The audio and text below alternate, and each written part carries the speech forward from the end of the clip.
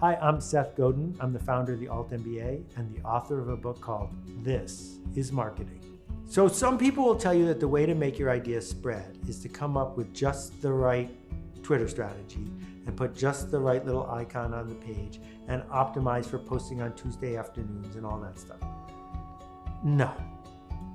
The way you make your idea spread is you make an idea worth spreading. It seems super simple, but it's worth doing. So if we think about, Psy, the most viral video for 10 years, doing the Gangnam Style dance. He wasn't a brilliant social media maven. He just made the right video for the right people in the right way on the right day. He made something people wanted to talk about. So when we think back to the fax machine worked because you can't send a fax to yourself. That if you need a fax machine, you need other people to have one too. So you can send them a fax. So you told them about the fax machine. It works better if I talk about it. Same with Tom's shoes. Tom's shoes work better if I talk about them. It's really interesting if you think about a university like, Tufts. The back window, you get a sticker. What's the sticker for? Exactly. The sticker is college is better if you're sending your kids to college if you can talk about it. And so built into the culture of our fabric, if you look at lots of different industries, is it better if you talk about it? There's a company that makes caps, Love Your Melon, and their idea is that they can put these hats into the world in a way that raises money for kids with cancer. Well, that's a great cause, but lots of people have a great cause. What's the difference? The difference is you're not buying a cap. You already have a cap. Your head is not cold. Why did you buy this?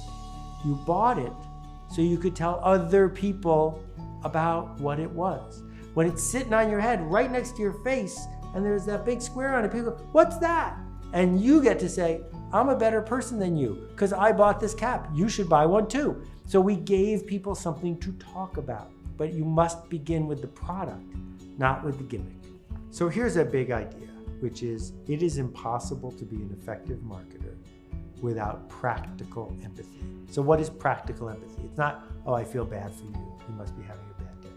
Practical empathy is, I don't know what you know. I don't want what you want. I don't believe what you believe, and that's okay. If you can't say, and that's okay, then you can't make any connection. But if you can, then you can say to yourself, but if you learned what I want to teach you, maybe you'd get happier because then you could start engaging with what we built for you. So now I'm a teacher and you're enrolled in what I'm teaching because I had empathy for where you started. And so those steps have to happen. We're not in charge. That in the old days when there were 3 TV networks, you could buy an ad on all 3 at the same time. You were in charge. Not anymore. It is entirely possible that advertising will help what you do. And there are 2 kinds of advertising, brand advertising and direct response advertising. Direct response was tiny, direct marketing, tiny when I came up. It's the ads in the back of a magazine, 800 numbers, that was it.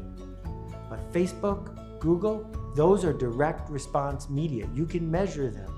Direct marketing is measured marketing. Brand marketing, on the other hand, is unmeasured. And that's okay if you're trying to sell a brand of vodka, because no one clicks on an ad and gets vodka delivered to them. That's not how vodka works. What happens instead is drip by drip, no pun intended, you learn to have more esteem for this brand of vodka. So when we think about, for example, a podcast, it's a mistake to sponsor a podcast and have the host read out and visit blah, blah, blah, / whatever, as if you're going to track it. They're listening in their car. They're listening while they're jogging. It's not going to work. But a sponsorship can work great because it can raise my esteem for the brand. So if you have the money and the patience, advertising can pay off if you are specific. And if you are one of the few organizations that can profit from direct response advertising, go do it. Because every ad pays for itself by infinity. But that's rare, it's not the normal. Well, what we're saying to people when we show up as a marketer is, I will change you.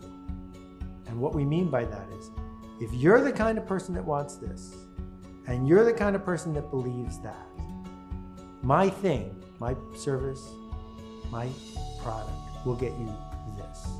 So we have to be very specific about the who. If you're the kind of person that wants this, if you're the kind of person that believes this. So many examples I can give you. If you're the kind of person that loves old movie musicals and would really like a night out, you're that kind of person, our showing on Saturday night of The Wizard of Oz outdoors in the park will make you feel like you're part of something. That's a marketing promise.